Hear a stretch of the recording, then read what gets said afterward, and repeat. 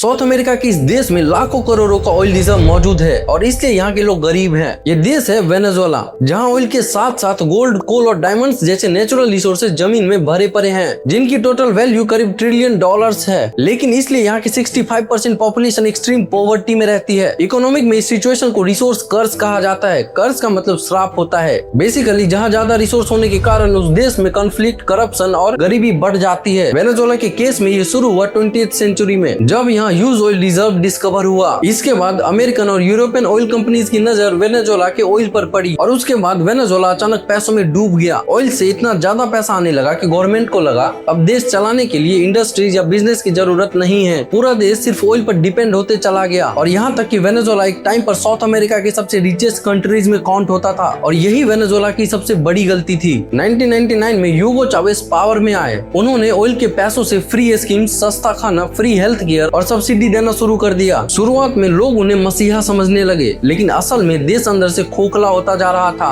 और फिर 2014 में एक ऐसी चीज हुई जिसने वेनेजुएला को घुटनों पर ला दिया। दुनिया भर में ऑयल प्राइसेस क्रैश हो गए और यहीं से वेनेजुएला की उल्टी गिनती शुरू हो गई। गवर्नमेंट के पास पैसा खत्म होने लगा, फैक्ट्रीज पहले ही बंद हो चुकी थी और पूरी इकोनॉमी सिर्फ ऑयल पर टिकी हुई थी। लेकिन उस टाइम मदुरा गवर्नमेंट ने इकोनॉमी बचाने की कोशिश में इतने नोट छापने लगी कि पैसे की वैल्यू ही खत्म हो गई। एक टाइम ऐसा आया जब लोग ब्रेड खरीदने के लिए बैग भर के कैश लेकर जाते थे। हॉस्पिटल्स में मेडिसिन नहीं थी, स्टोर्स खाली पड़े थे और लोग देश छोड़कर भागने लगे थे। और हाँ, वेनेजुएला अकेला नहीं है। कांगो और इराक जैसे देश भी रिसोर्स कर्ज का शिकार हुए हैं।